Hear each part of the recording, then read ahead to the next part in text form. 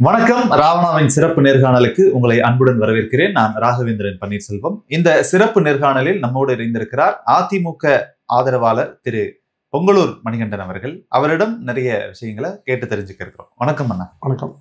ஒரு பெரிய விபத்திலிருந்து உயிர் தப்பி இருந்தீர்கள். அதை அறிந்து நாங்கள் ரொம்ப ஒரு வேதனைப்பட்டிருந்தோம். உங்களை விசாரித்திருந்தோம். அண்ணன் கல்யாண சுந்தரம் அவர்களோடு நீங்கள் பயணம் செய்த போது நடந்த விபத்துக்கு பிறகு உங்களுடைய அந்த மனநிலையா இருக்கட்டும், உடல்நிலையாக இருக்கட்டும், எப்படி இருக்கிறது? இல்லை, விபத்து அப்படிங்கிறது நான் நிறைய கேள்விப்படுறோம். ஆனால் நமக்கே வரும்போது அவனுடைய வலி தெரிஞ்சது. அது கிட்டத்தட்ட 2 மாதம் ஆகும்போது இன்னும் அந்த பயம் மனசு ரெண்டு இருக்கு. வண்டியில் போகும்போதோ அதிர்வு பயணிக்கும் போது மன ரீதியான ஒரு அச்சம் நிச்சயமா இருக்குங்க. விளைய என்னுடைய பிரார்த்தனை தான் நாங்கள் பேராசி கல்யாண சுந்தரம் நானும் அந்த ஹோட்டலிருந்து தப்பிச்சோம். விளைய இறைவன் செயல். எல்லாம் முதல் நன்றி. நன்றிண்ணா. பீகார் தேர்தல் முடிவுகள் வெளியாகி இந்திய அளவுல ஒரு பெரிய மாற்றத்தையே கொண்டு வந்திருக்கு. ஒரு ஆளும் கட்சி தொடர்ந்து 20 ஆண்டுகளாக இருக்கக்கூடிய கட்சி மீண்டும் மீண்டும் ஆட்சி அமைப்பதற்கான வாய்ப்புகள் ஏற்பட்டிருக்கு. அதுவும் குறிப்பாக நீங்கள் அங்கம் வகிக்கும் தேசிய ஜனநாயக கூட்டணி, அதாவது அதிமுக அங்கம் வகிக்கும் தேசிய ஜனநாயக கூட்டணி மாபெரும் வெற்றி பெற்று இருக்கிறது. இது தமிழ்நாட்டில் எந்த அளவுக்கு எதிரொலிக்கும், இல்ல என்ன தாக்கத்தை ஏற்படுத்தும் நினைக்கிறீங்க? நீங்க நிச்சயமா, அதாவது பீகாரை பொறுத்தவரைக்கும் திரு ஸ்டாலின் அவர்கள் மிகப்பெரிய ஆர்வம் பண்ணார். பீகார்லேயே போயிட்டு தமிழ்ல பேசி நாங்கள் மிகப்பெரிய வெற்றி வர போறோம், நண்டியர் கூடத்துலாம் வர போறோம்னு அவர் தமிழ்நாட்டு மக்கள் ஏமாத்துற மாதிரி அங்கே ஏமாத்திடலான்னு போனார். சரி. உண்மையிலேயே அங்கே திரு நிதிஷ்குமார் அவர்கள் கடந்த 4-5 ஆண்டுகளா கடைசி 4 ஆண்டுகளா அவர் மீது நிறைய குறைகள் கூட சொன்னாங்க. ஆனால் அவருடைய ஆட்சி பாதி வரும்போது மதுவிலக்கு கொண்டு வந்தார். அது இந்தியா பூராமே ஒரு பேசுபொருள் ஆச்சு. சாதிவாரி கணக்கெடுப்பு நடத்தினாரு. யாருமே இந்தியாவில் செய்ய முயற்சிக்கல. அப்போ நிறைய விமர்சனத்துக்கு ஆளானார். ஆனால் கூட தமிழ்நாட்டில் திரு ஸ்டாலின் தான் நடத்துவதுதான் இந்தியாவுக்கு முன்மாதிரியான ஆட்சி, ரோல் மாடல், திராவிட மாடல்னு அங்க இருக்க தேஜஸ்வியை பேச வச்சார். உங்களுக்கு யார் மிகவும் பிடிக்கும் முதலமைச்சர் சொல்லும்போது ஸ்டாலின் சொன்னார். அதுதான் கொடுமையா இருந்தது. அந்த ஸ்டாலின் போய் அந்த ஸ்டாலின் பேசி அங்க ஏதோ வெற்றி பெற மாதிரி இங்க பெரிய மமதைங்க. அதாவது அதிமுக சரியான கூட்டணி அமைக்காத காரணத்தினால 24 வெற்றி பெற்று விட்ட ஒரே காரணத்தினால மிகப்பெரிய மமதை இருந்தது. ஏன்னா எதிர்கட்சியில் பிரிஞ்சிருந்தாங்க. இப்போ அந்த மமதைக்கு ஒரு மிகப்பெரிய ஒரு சாவு மணியை பீகார் மக்களே கொடுத்துட்டாங்க. ஏன்னா அந்த மக்கள் மத்தியில இப்போ ராகுல் காந்தியோ கம்யூனிஸ்டோ அங்கே கூட்டணி கட்சிகளோ யாருமே ஒருமித்த கருத்தே இல்லை. கேட்ட கொள்கை கூட்டணிமாங்க. கொள்கை கூட்டணியில யாரும் ஒற்றுமையா இல்லை. எல்லாம் மனவேற்றி ஆளாளுக்கு கடைசி வரைக்கும் காங்கிரஸுக்கும் தேஜஸ்விக்கும் மிகப்பெரிய ஒரு பிரச்சனை இருந்தது. எந்த கட்சியும் ஒரு கருத்தே இல்லை. தமிழ்நாடு அப்படித்தான். தமிழ்நாட்டிலுமே இவர்கள் வெறுமனே மக்களை ஏமாத்துறாங்க. அதாவது விசிகாவோ காங்கிரஸ் கட்சியோ கம்யூனிஸ்ட் கட்சியோ மதிமுகவோ யாருக்கும் ஸ்டாலின் மேல் ஒரு நல்ல நம்பிக்கையும் இல்லை. அங்க பீகார்ல ராகுல் காந்தி மீதோ காங்கிரஸ் மீதோ நம்பிக்கையில அவர்களுக்குள்ளாக கூட்டணி பேச்சுவார்த்தையிலே சலசலப்பு இருந்துச்சு. அதனால அந்த தோல்விக்கு ஒரு முக்கிய காரணமாக சொல்லப்படுகிறது. நீங்கள் அதான் சொல்றீங்க. ஆனா தமிழ்நாட்டை பொறுத்தவரையில இங்கு திமுக தலைவர் ஸ்டாலின் அவர்கள் தலைமையில கூட்டணி எந்த சிக்கலும் இல்லாம பிக்கல் பிடுங்கள் இல்லாம அவர் கொடுக்கக்கூடிய சீட்டுகள்ல போட்டியிடும் அளவுக்கு 21லும் சரி 24லும் சரி அப்படிதான் போயிட்டு இருக்கு. அங்கு நடந்த மாதிரியே இங்கே தமிழ்நாட்டிலையும் நடக்கும்னு நம்ம எப்படி சொல்ல முடியும்? இல்லைங்க, பீகார் தேர்தல் நிச்சயமாக தமிழ்நாடு எதிர்வலிக்குங்க. நிச்சயமாக திமுக வீழும். ஏன்னா அங்க ஆளுங்கட்சி வென்றது, இங்க ஆளுங்கட்சி தோல்வி தரும். நீங்க மதிமுக எடுத்துக்கங்க, இல்லை விசிக கம்யூனிஸ்ட் யாரும் எடுத்துங்க. கடந்த காலங்களில் அவர்கள் பெற்ற தோல்வியினால் எப்படியாவது வென்றே ஆக வேண்டும், அந்த சின்னங்களை பெற வேண்டும்ங்கிற வேட்கை எல்லாருக்கும் இருந்தது. அல்லது வெற்றியை கட்சியில அழிக்கவே இல்லை, வெற்றியை கொடுத்தவங்க நம்பிக்கை வந்தது. அதன் அடிப்படையில சேர்ந்தாங்க, கொஞ்சம் ஜெயிச்சாங்க. இப்போ அந்த வெற்றி வந்த பிறகு தொடர்ந்து நீ இதே கட்சி தான் நீடிக்கும் நம்பினாங்க, நம்ப வச்சாங்க மக்களையும். இப்போ பார்த்தீங்கன்னா 24 40 வென்றாங்க. ஆனா வென்ற பிறகு ஸ்டாலின் மனப்பான்மை என்னன்னா, நாம் தான் இந்தியாவிலேயே மிகப்பெரிய அறிவாளி, மிகப்பெரிய லீடர். இன்னைக்கு பார்த்து முரசூழல் கட்டு போட்டிருக்காரு இந்த சார் பத்தி, எஸ்ஐஆர் பத்தி. ஆமா, அதாவது உண்மையிலேயே ஸ்டாலின் ஒரு சிரிப்பு முதலமைச்சர் மாதிரி, சிரிப்பு போலீஸ் மாதிரி நானே எனக்கு முகநூல் கட்டுரை எழுதினேன். அவ்வளவு ஒரு கேவலமா விமர்சனம் இருக்காரு. அதாவது மாநிலத்தின் முதலமைச்சர் அவருக்கு இல்லை, எதுவுமே தெரியாம எழுதி கொடுத்ததை வாசிக்கக்கூடிய ஒரு வாசிப்பாளர், அவ்வளவுதான். மற்றபடி தமிழ்நாட்டில் வசிப்பரான முதல் தெரியல. ஏன்னா அந்த அளவுக்கு எதையே பேசிட்டு இருக்காரு. இப்போ இந்த ஸ்டாலினை நம்பி இந்த கட்சியை நீங்க ஜெயிக்குங்கிறீங்க, தமிழ்நாடு தோக்குங்க. ஏன்னா மதிமுக நினைக்குது எப்படியோ கெஞ்சிக்கிட்டு இருக்காங்க. நாங்க இதுவரைக்கும் ஒரு போராட்டம் கூட பண்ணலன்னு வைக்க பேசுறாரு. ஏன்னா ஒரு மிகப்பெரிய போராடி உங்களை எதிர்த்து நாங்க போராடவே இல்லை, எப்படியாவது சீட் கொடுத்துருக்காரு. விசிகா காங்கிரஸோடு வெளியே செல்லலாம் அல்லது விஜயோடு சேரலாம் செய்திகள் வருது. ஆனால் நிச்சயமாக மனப்பூர்வமாக கம்யூனிஸ்ட் கட்சியும் அங்கே இல்லை. அதாவது இப்போ அவர் இருக்காருன்னு சொன்னா இவர் சரியில்லைங்க, இவர் மோசமான நபர்கள் சொல்லிக்கிட்டு, ஆனா அவரோடு இருப்பேங்கிற மாதிரி பேசுறாங்க. ஸ்டாலின் அரசு தவறுகள் பண்ணுது, சரியில்லைன்னு சொல்றாங்க. ஆனா அங்கே இருந்து பணியாற்றுங்கிறாங்க. உண்மையை சொன்னா வேற வழி இல்லாமல் கம்யூனிஸ்ட் கட்சிகளும் காங்கிரஸ் கட்சிகளும் நீங்க மற்ற மதிமுக வல்லாக இருக்காங்க ஒழிய உண்மையில் திரு ஸ்டாலின் நல்லவர், வல்லவர், மிகச்சிறந்த நிர்வாகி நல்லா யாருமே இல்லைங்க. உண்மையில் அவருக்கே தெரியுங்க, ஸ்டாலின் மாதிரி ஒரு ஒண்ணுமே தெரியாத முதலமைச்சர் இந்தியாவிலே கிடைக்க மாட்டாங்க. இல்ல அதே போல எதிர்கட்சியில இருந்து வரக்கூடிய விமர்சனம், அதிமுக பாஜக கூட்டணியிலுமே அவர்களுக்குள்ளாக ஒரு ஜெல் இல்ல, அது என்றைக்கு வேண்டுமானாலும் தேர்தலுக்கு முன்பாகவே உடைந்து சிதற வாய்ப்பு இருக்கிறது அப்படின்னு தான் சொல்றாங்க. நீங்க ஆனா திமுக கூட்டணி சிதறிடும் சொல்றீங்க, எப்படி, என்ன ஆதாரத்தோட சொல்றீங்க? இல்லைங்க, அடிக்கடி நிறைய பேர் பயன்படுத்துற வார்த்தை ஜெல் ஆகலைங்கிறது. இப்போ நீங்க ஜெல் ஆக வேண்டிய அவசியமே இல்லைங்க. ஒரே நோக்கம் பிஜேபி என்ன, திமுக வீழ்த்த வேண்டும். அதிமுக என்ன, அதே நோக்கம் தான். அப்போ பிஜேபி கூட்டணி வச்ச பிறகு மாத்தி ஒரு படம்னா படம் இல்லை. அப்ப என்ன போகுது, 2021 தேர்தல் கூட 2 அணியும் ஒன்று சேர்ந்து மிக குறைவான வாக்குகள் தான் திமுக வெற்றியோட காரணமா அமைஞ்சது. ஆனா இன்றைக்கு அப்படி இல்லைங்க, 10% வாக்குகளை கூடுதலா பெறுகிற அளவுக்கு திமுக கடந்த 5 ஆண்டுகள் மிக மோசமான நிர்வாகம் பண்ணிருக்குங்க. எல்லா விலைவாசியும் ஏறி போச்சு. உண்மையை சொன்னா சாதாரண எளிய மக்கள் வாடகை வீட்டில் குடியிருந்தாங்கன்னா வாடகை கட்டணத்துல இருந்து இல்ல மின்சார கட்டணம் கட்டுறதுல இருந்து உணவுப் பொருள் வாங்குறதுல இருந்து எல்லாத்தையும் சிரமப்படுறாங்க. அப்ப அந்த சிரமத்தை எங்க காமிப்பாங்க, தேர்தலும் காமிப்பாங்க. இப்ப வெறும் 1000 ரூபாய் கொடுத்தோம், ஒரு 1000 ரூபாய் வைத்துக் கொண்டு குடும்பம் வாழணும்னு ஸ்டாலின் நம்புறாருன்னா நீங்க நிச்சயமா அவதான் முட்டாள். மக்கள் அப்படியே ஏமாற மாட்டாங்க. 26 மிக சரியான பதிலடி கொடுப்பாங்க. பீகார் தேர்தல் மட்டுமல்ல, இந்தியாவில் நீ வரக்கூடிய எல்லா தேர்தலும் பாருங்க, அந்த கூட்டணி மிக தோல்வியை சந்திக்குங்க. இப்ப காங்கிரஸ் இந்த பீகார்ல படுதோல்வி அடைந்ததுக்கு பிறகு தமிழ்நாட்டுல காங்கிரசும் திமுகவும் கூட்டணி முறிந்து அது வெளியில வரும் அப்படின்னு பேசப்படும் போது அதிமுகவுக்கு இழுப்பதற்கான வாய்ப்புகள் ஏதாவது இருக்கா? அந்த பேச்சுவார்த்தை எதுவும் நடக்குதா? இல்ல, நீங்க பிஜேபி இருக்கிற அணியில காங்கிரஸ் வரைக்கும் வாய்ப்பு இல்லை. சரி, அதனால வாய்ப்பு குறைவுதான். இல்ல எப்படி பேசப்படுதுன்னா, காங்கிரஸ் வந்ததுக்கு பிறகு பிஜேபியை கழட்டி விட்டுட்டு நம்ம காங்கிரஸோட கூட்டணிக்கு போலாமா, அப்படி ஒரு நரேஷனை செட் பண்ணிட்டு இருக்காங்க. அதுக்கு தான் கேட்க. இல்ல, அதுக்கான வாய்ப்பு பிஜேபியோடு கூட்டணி உறுதியா இருக்கு, மாட்டுக்கிறது இல்லை. நிச்சயமாக பிஜேபியோடு வைத்திருக்கிற அணியை அதிமுக முறித்து கொள்ளாது. ஏன்னா 24 செஞ்ச தவறுனால திமுகவுக்கு பெரிய வாய்ப்பு வந்தது, அந்த வாய்ப்பை உருவாக்கி கொடுக்காதுங்க. அதனால அது உண்மை இல்லை. இப்போ விஜயோட காங்கிரஸ் சென்றாலோ இல்லது விசிகாவும் காங்கிரஸும் சேர்ந்து விஜயோட சென்றாலோ அது அதிமுகவுக்கு வர வேண்டிய வாக்குகளை அது அபகரிக்கும் அப்படின்ற ஒரு பேச்சு இருக்கிறது. இது 2026 வெற்றி வாய்ப்பை சுலபமா ஆக்கும் அப்படின்னு நினைக்கிறீங்களா? இல்ல, நீங்க தேஜஸ்வி யாதவ் செல்லும் இடமெல்லாம் பிரம்மாண்ட கோட்டை பார்த்துருப்பீங்க. அதே மாதிரி பிரசாந்த் கிஷோர் நிறைய நாடகம்லாம் போட்டார். அது பல நாடகத்தை தமிழ்நாட்டில் கற்றுக் கொடுத்தாரு, மம்தா கற்றுக் கொடுத்தாரு, நிறைய பண்ணார், கெஜ்ரிவால் பண்ணி கொடுத்தாரு. ஆனா அவரே தானே நடிக்க போகும்போது மிகப்பெரிய மோசடியா போச்சு, மக்கள் யாருமே நம்பல. அதனால யாரு கூட்டம் போறது வச்செல்லாம் நீங்க விஜயோ மற்றவர்களோ எதையும் சாதிக்க போறது இல்லைங்க. விஜயோடு காங்கிரஸ் சேர்ந்தாலும் சரி, விசிக சேர்ந்தாலும் சரி, அல்லது திமுக சேர்ந்தாலும் சரி, மொத்தமா இருந்தா கூட நிச்சயமாக 26 மக்கள் திமுகவையும் மக்கள் தோற்கடிப்பாங்க. அதிமுக தலைமையில் அமைகிற அணிதான் நிச்சயமாக வெற்றி பெறும். அதற்கான சூழ்நிலை காரணம் என்னன்னா, எடப்பாடியார் தன்னுடைய ஆட்சி காலத்தில் செய்த சில சாதனைகள். ஏன்னா அவரை தாண்டி யாராலும் இந்த மாதிரியான சாதனை செய்ய முடியாது, செய்யவே இல்லை. இப்ப நீங்க டெல்டா மாவட்டங்களே பாதுகாப்பு அவனை சத்திக்கிறவோ இல்லை 7.5 இல்லை மெடிக்கல் காலேஜ் சொன்னதோ இந்த மாதிரி எதுவுமே திமுக சொல்லாது. 5 மாவட்டத்தை உருவாக்குனதோ எதுவுமே திமுக சொல்லாது. அவங்க சொல்வதெல்லாம் இலவச பஸ் 1000 ரூபாய், இதை தாண்டி எதுவுமே இல்லை. இந்த மக்கள் புரிஞ்சு பேசுறாங்க. எனவே நீங்க அந்த விஜயோட காங்கிரஸ் போறதாக சொல்றாங்க, வாய்ப்பு இருக்குன்னு தெரியாது. அதே மாதிரி சில கட்சிகள் போகும் சொல்றாங்க. எப்படி யார் போனாலும் அதிமுகவின் வாக்கை சிதைக்க யாராலும் முடியாதுங்க. நிச்சயமா 27 அதிமுக ஆட்சி அமைக்கும்.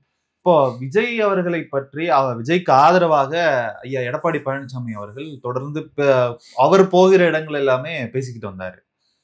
ஒரு கட்டத்துல விஜய் அவர்கள் நடத்திய சிறப்பு பொதுக்குழுல அவர் அறிவிக்கிறார், நான் தாவேகா தனித்துதான் போட்டியிடும், தாவேகா தலைமையில் கூட்டணி அமைந்தால் அமைப்போம், முதல்வர் வேட்பாளரே விஜய் தான் என்ற அளவுக்கு அறிவிப்பு அந்த இடத்துல செய்யப்பட்டது. அதற்கு பிறகாக அதிமுகவின் நிலைப்பாடே மாறுது, விஜயை அடிக்க ஆரம்பிக்கிறார்கள், மெதுவாக விஜய் மீது வன்மத்தை கக்க ஆரம்பிக்கிறாங்க அப்படின்ற விமர்சனம் இருக்கிறது. அது உண்மைதானா? இல்லைங்க, அதாவது தமிழ்நாட்டை பொறுத்தவரைக்கும் திமுகவை தவிர அதிமுக யாரையும் யோசிக்காது. அண்ணன் சீமான் கூட ஒரு விமர்சனம் பண்ணார். ஆனால் எடப்பாடியில் அவர் விமர்சிக்கவே இல்லை. இப்போ அவருக்கான தனிப்பட்ட விஷயம் வந்தால் கூட இவர் அதை வந்து பெரிதுபடுத்திக்க விரும்பலை. பொதுவாகவே அதிமுக பொதுச்செயலாளர் எடப்பாடியார் அந்த மனப்பான்மையை பேசுவார். யாரையுமே குறைத்து பேசுறது. திமுக மட்டும்தான் எதிரி. திமுக தவிர எந்த கட்சியோடும் அதிமுக அணி சேருங்க, அணிக்கு அழைக்குங்க. அதனால நீங்க விஜய் வந்து யார் இப்படி பேசினான்னு சொல்ற செய்தி கூட அப்படி பேச மாட்டாங்க. அதாவது பொதுவாக சில கருத்து செய்வாங்க. விஜய் பேசுற அவசியம் அதிமுக இல்லை. ஏன்னா விஜய் நோக்கம் திமுக அழிப்பதா, திமுக வீழ்த்துவதா, அதிமுகவுக்கும் அதுதான். எனவே எல்லோரும் நட்பு சத்தியத்தை சொல்லிய நீங்க அந்த மாதிரி பேச வேண்டிய அவசியம் அதிகம் இல்லை.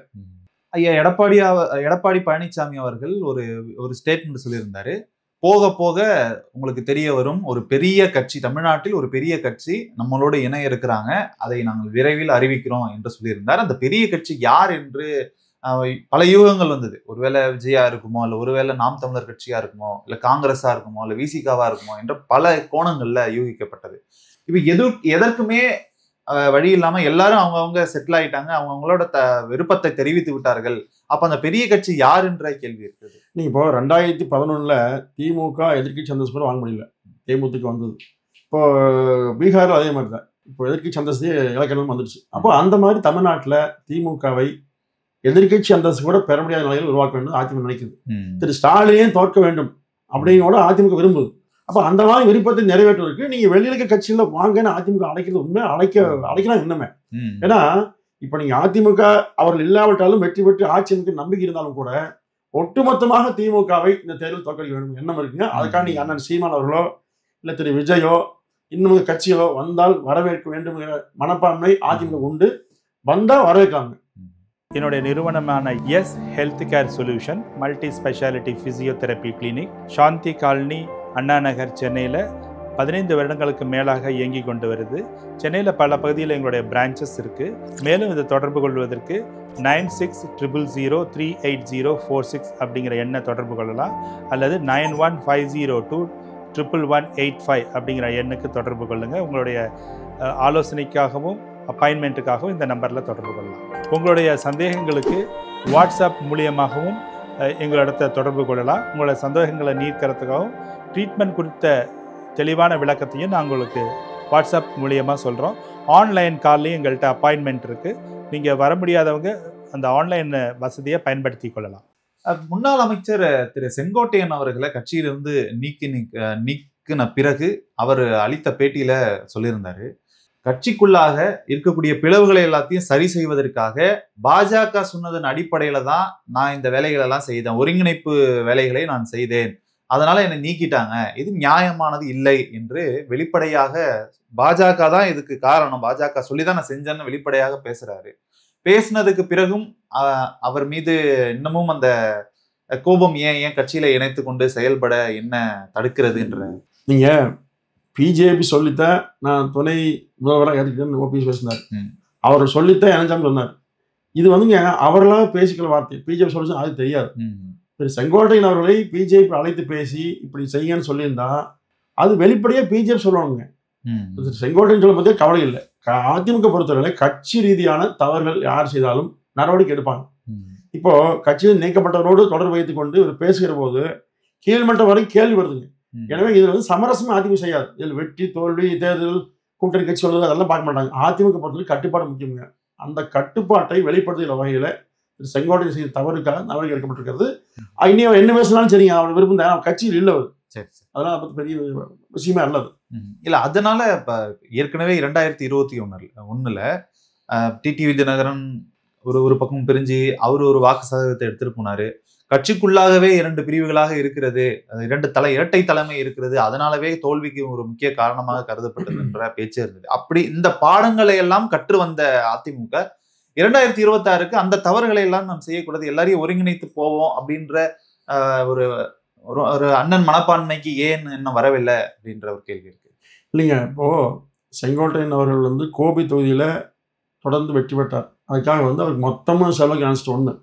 இரண்டாவது இப்போ கடந்த வாரம் அங்கே அலுவலகம் ஓப்பன் பண்ணாங்க. அலுவலகம் அப்படி போயிருந்தா அங்கே எஸ்பி வேலுமணி வந்து ஓப்பன் வச்சாரு. மிகப்பெரிய கூட்டம்ங்க. செங்கோட்டையன் வெளியேற்றப்பட்ட பிறகு மிகப்பெரிய எழுச்சி. ஏன்னா அவரால் வீழ்த்தப்பட்டவங்க, அவரால் ஒதுக்கி வைக்கப்பட்டவங்க, அவரால் புறக்கணிக்கப்பட்டவங்க, அவராலேயே கட்சியிலிருந்து வெளியே போனவங்க எல்லாருமே வந்துட்டாங்க. சரி சரி. இப்போ செங்கோட்டையை பொறுத்தவரையில் தொடர்ந்து ஒரு சிற்றரசர் மாதிரி அந்த பகுதியே கட்டுப்பாட்டில் வச்சிருந்தாருங்க. ஏன்னா இப்போ செங்கோட்டையனுக்கு வந்து 3 தொகுதி, ஒன்று அந்தியூர், இன்னொன்று பவானிசாகர், கோபி. இந்த 3 தொகுதியை சேர்ந்த நிர்வாகிகள் வந்து பொதுச் செயலாளர் சந்திக்கவே வரைக்கும் இல்லை. அவ்வளவு கட்டுப்பாடு வச்சிருந்தார். ஆனா அவர் வெளியேற்றப்பட்ட பிறகு எல்லோரும் சுதந்திரம் பார்க்கறாங்க. எனவே அங்க ஒரு சுதந்திரம் கிடைச்ச மாதிரி 1947 வந்து இன்னைக்கு தான் நினைக்கிற மாதிரி அதிமுக பொறுத்தவரையில் சுதந்திர தினமே அவர் நீக்கிய பிறகு வந்திருக்குது. எனவே நீங்க அது பெரிய நண்போக்கெல்லாம் வேண்டியதும் இல்லை. எடப்பாடியாருடைய நிலைமையை நீங்க பல பேர் விமர்சனம் பண்றாங்க. நீங்க அம்மா காலத்துல நாவலர், முத்துசாமி, கண்ணப்பன், திருநாவுக்கரசு, கே.கே. நிறைய நீக்கினாங்க. நீக்கிய பிறகு அம்மா மீண்டும் மீண்டும் வெற்றி பெற்று ஆட்சி அமைச்ச பிறகு சேர்த்துனாங்க.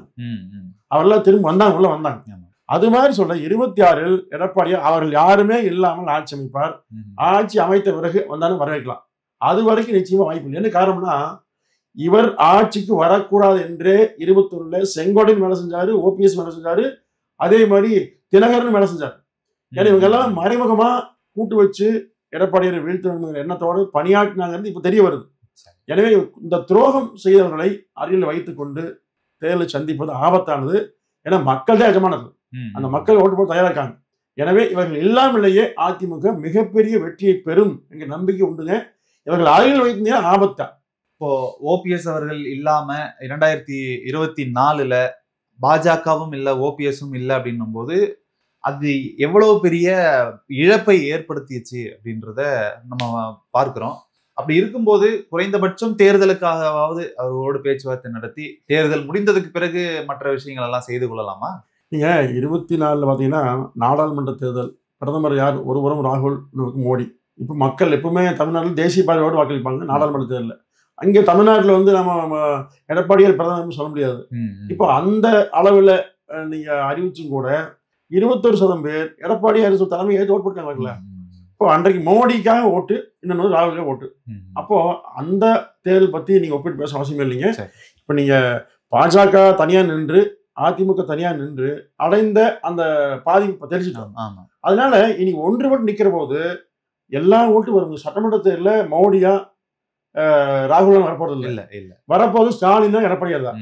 எனவே எடப்பாடியார் அவர் செய்த ஆட்சியின் அந்த நன்மை பார்ப்பாங்க. அந்த அடிப்படை எடப்பாடியாருங்கிற வேட்பாளருக்காக முதலமைச்சர் அவர் தான் அந்த எண்ணத்தோடு மிகப்பெரிய வாக்களிப்பாங்க. ஸ்டாலின் ஒரு பொருட்டே வைகோ எப்போ சொன்னாரீங்களா, அந்த மாதிரி தமிழ்நாட்டு இனி ஸ்டாலின் பொருட்டே இல்லைங்க. அது உண்மை.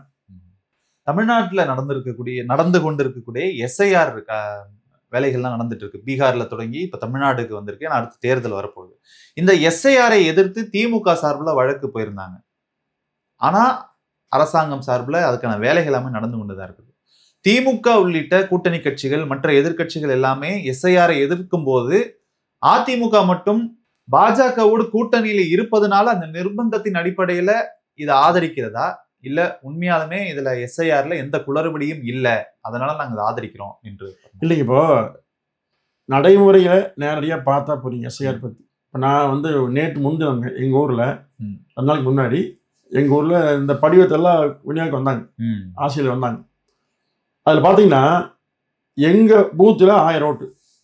அதாவது திருப்பூர் மாவட்டம் பொங்கலூர் ஊராட்சி ஒன்றியம் கண்டிங்கல் கிராமம் ஊர் பேர். அது எங்க ஊர் பேர் தாயம்பாளையம். அந்த பூத்துல, அந்த தாயம்பாளையம் சேர்ந்த பூத்துல மொத்தம் 1000 ஓட்டுல 276 ஓட்டு இறந்த ஓட்டு. ஒரே பூத்து மட்டுமே. இப்போ 68,000 பேர் பூத்து இருக்குது. அதுல நீங்க இந்த கடைசியா நடந்த தேர்தல் வரைக்கும் அந்த செத்து போன ஓட்டே போட்டுருக்காங்க. இறந்தவங்க ஓட்டு பட்டியல் இருக்கிறது மட்டும் இல்ல, செத்து போன ஓட்டே போட்டுக்கான பாருங்க. எப்படி இது? கிட்டத்தட்ட நீங்க நாடு பூரா பண்ணீங்கன்னா 1 கோடியை தாண்டுங்க. இப்போ எஸ்ஐஆர் அந்த படிவத்தை பூர்த்தி பண்ணல எந்த சிரமம் இல்லை. இப்போ நம்மளோட பேரு, நம்மளோட முழு புகைப்படத்தோட அச்சடிச்சே கொடுத்துட்றாங்க. அதை நீ பூர்த்தி பண்ணிட்டாலும் என்ன கஷ்டம் இல்லை. இப்போ இனி சரியான வாக்காளர் இறந்தவங்க, கிராமப்புறங்கள்ல இருக்கக்கூடிய ஏழைகள் இருக்காங்க, அவங்க படிக்காதவர்கள் நிறைய பேர் இருப்பாங்க, அவர்களுக்கெல்லாம் அது ஏங்க படிக்காதவங்களும் போனாலும் PLA PLO கூட போறாங்க இல்லைங்களா? அப்புறம் என்ன? இப்போ நான் எழுதல, அவங்க எனக்கு கொடுத்தாங்க. நான் படிச்சு வந்தேன், நான் எழுதலையே. முன்னாடியே உட்காந்து அவங்களே விவரமெல்லாம் கேட்டு எல்லாம் சரி பார்த்து எழுதிட்டு போறாங்க. நான் சைமன் தர 2 இருக்குது. நீங்க இதை வந்து திமுக தோற்பதற்கு அறிகுறீங்க. தோக்க போறாங்க 26ல. அப்ப சொல்லலாம் இந்த மாதிரி வந்து எஸ்ஐஆர் வந்த பிறகுதான் வாக்கு திருட்டு நடந்தது, அந்த மோசடி காரணமாக திமுக தோற்றது சொல்றதுக்காக இப்ப ஆரம்பிக்கிறாங்க. இப்படித்தான் பீகார் சொன்னாங்க. இப்போ 65 லட்சம் பேர் சொன்னாங்க. இது கம்மிங்க. தமிழ்நாட்டுல 1 கோடி தாண்டுங்க. அந்த 65 லட்சத்துக்கு கூட எங்க ஊர் சொல்றாங்க. அந்த 276ல ஒரு 80 ஓட்டு வந்து யாருன்னே தெரியல. நாங்களே திரும்ப திரும்ப தேடி பார்த்தா யாருன்னு தெரிஞ்சுக்க முடியல. அப்ப இந்த நிலைமை 4 முறை இருக்குங்க. ஏன்னா யாரு குடி வர்றா, யாரு பூசம் இருக்கா யாரும் தெரியாது. அப்போ குடி இருந்தவங்க, குடி மாறினவங்க, திருமணம் ஆனவங்க, திருமணம் வெளியே போனவங்க, வந்தவங்க, இந்த பட்டியல் நிறைய உண்டுங்க. அப்போ இதையெல்லாம் வைத்துக் கொண்டே நம்ம 25 வருஷமா ஓட்டு போட்டுக்கிறோம். இதை சரிப்படுத்தக்கூடிய மிக அருமையான திட்டம் இது. இதை வந்து கொச்சைப்படுத்துறாங்க. அதனால அதிமுக ஆதரிக்குது. மிக சரியான திட்டம் அதிமுக ஆதரிக்குது. ஏன்னா போலியில் நீக்கப்பட்டு முன்னாடி ஈரோடு கிழக்குல நடந்து இடைத்தேர்தல 30,000 ஓட்டு இருந்ததுங்க. அதிமுக அன்னைக்கே வந்து தேர்தல் கமிஷன் புகார் கொடுத்தது, நீக்கவே இல்லை. அந்த வாக்குகள் அனைத்தையுமே திமுக அங்க வாக்களிக்க வச்சாங்க. செத்து போன வாக்கு வெளியூர் போனீங்க 2 வாக்கு இருக்குங்க. இப்ப நான் எங்க ஊர்ல ஒரு பையன் பேர் சதீஷ்குமார், கல்வியாவது இல்ல, அவர் வெளியூர்ல இல்ல உள்ளூர்ல இருக்காரு. 2 வாக்கு அவருக்கே இருக்குது. அவருடைய சொந்த சித்தப்பா பசங்க 2 பேரும் ஒரு அமெரிக்கா இருக்கிறேன் ஓட்டு இருக்குது. ஆனா ஓட்டு போடுறது இல்லை.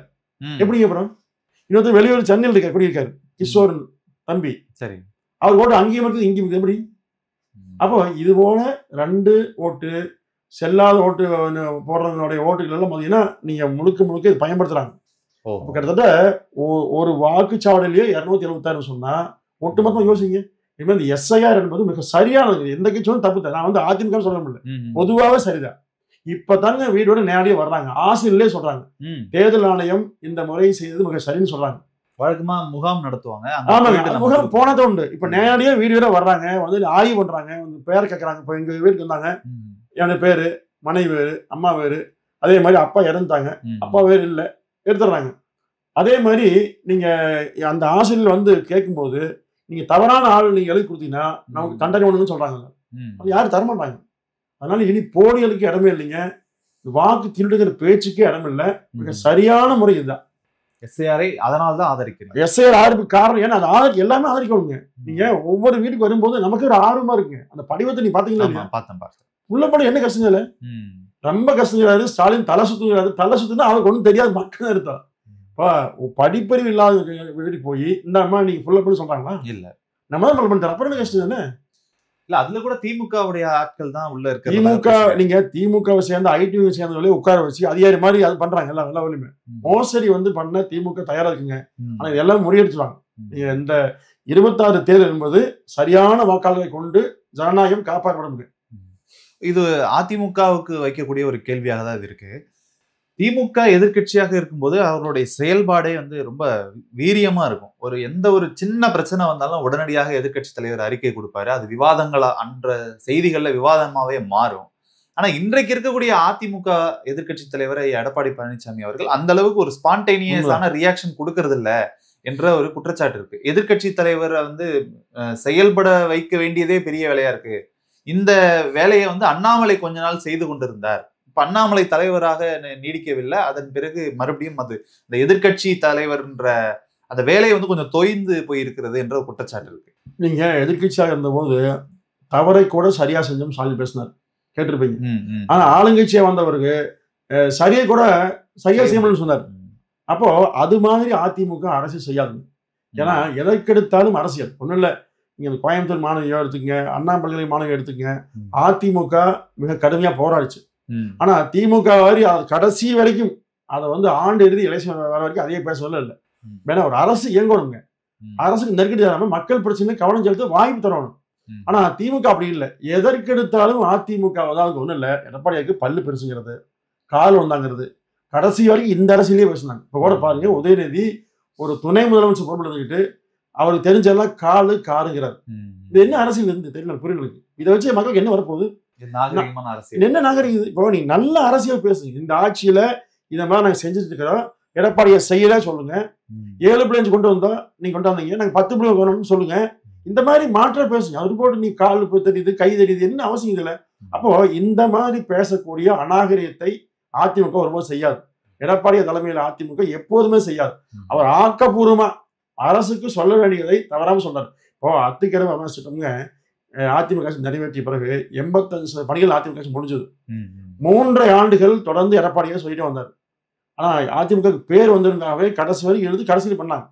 அதே மாதிரி மருத்துவக் கல்லூரி, சட்டக்கல்லூரி, கால்நடை பூங்கா, இன்னும் பல திட்டங்கள்லாம் பாருங்க அதிமுக கொண்டு வந்ததை கிடப்பில போட்டு நீண்ட காலம் இழுத்து பண்ணாங்க.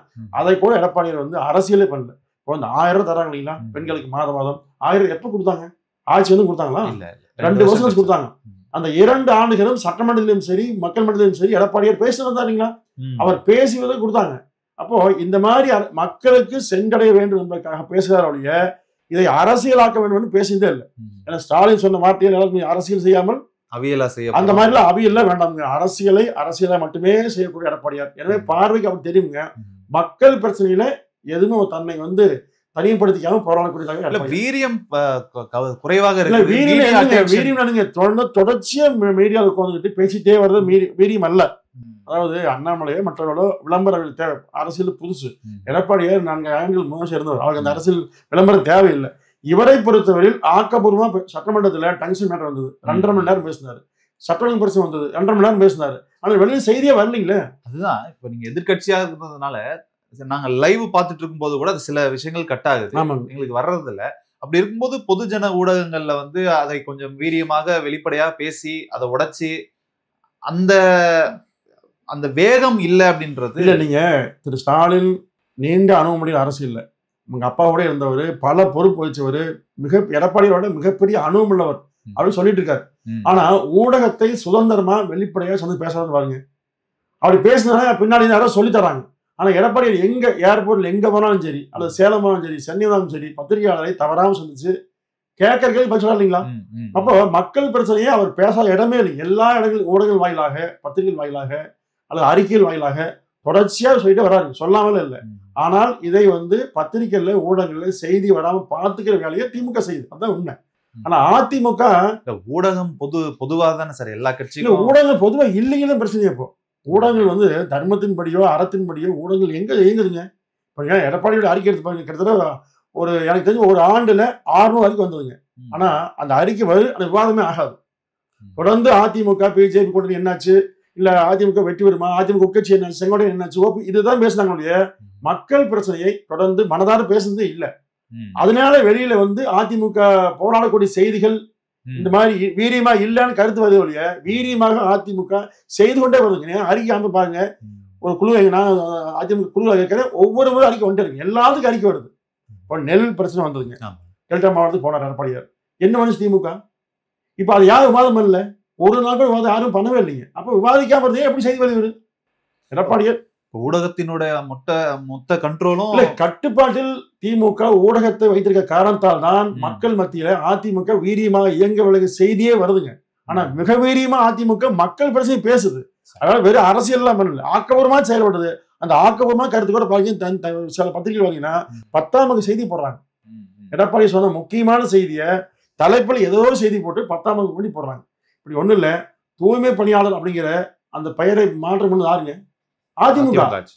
ஆனா திரு ஸ்டாலின் வந்து ஏதோ நிகழ்ச்சி உட்கார்ந்துக்கிட்டு தம்பி நாங்க தான் பண்ணங்கிறா செய்தியை பெருசா போடுறாங்க.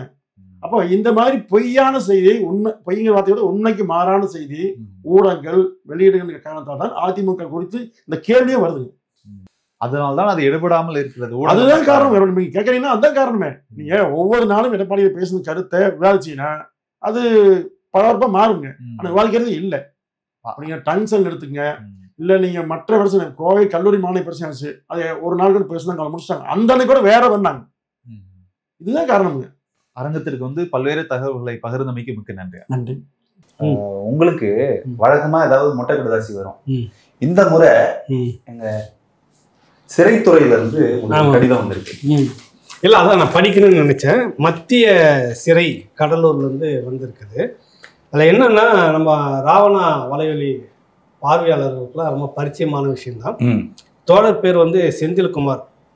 அவர் வந்து ஆயுள் தண்டனை கைதியாக அவருடைய எண் 14681. சரி.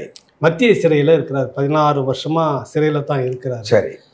அவர் வந்து எனக்கு ஒரு கடிதம் எழுதுறாரு. பெறுதல் வழி வந்து உயர்திரு சிறை கண்காணிப்பாளர் அவர்கள் வழியாக அவருடைய அனுமதி பெற்று அவங்க படிச்சு பார்த்து சீல் அடிச்சு தான் அனுப்புவாங்க. என்னன்னா அதில் எழுதுறாரு, மிகவும் ஏழ்மை நிலையில் இருக்கும் படிக்கும் எம்பிபிஎஸ் மருத்துவம் படிக்கும் மகனுக்கும், மருத்துவம் முடிச்சுட்டு எம்டி முதுகலை மருத்துவம் படிக்கும் 1ஆம் ஆண்டில் படிக்கும் எனது மகளுக்கும் கல்வி கட்டணம் ஏற்பாடு செய்து உதவிட கோரும் மனு அப்படின்னு சொல்லிட்டு சொல்றாரு. அடடடா. இந்த தோழர் வந்து அவர் எழுதுனது வந்து, வணக்கம் ஐயா வணக்கம், நான் ஈழத்தமிழர் விடுதலை போராட்டத்தை ஆதரித்து குரல் கொடுத்து போராடியதால் தடா வழக்கில் ஆயுள் தண்டனை பெற்று கடந்த 16 ஆண்டுகளாக கடலூர் மத்திய சிறையில் இருந்து வருகிறேன்.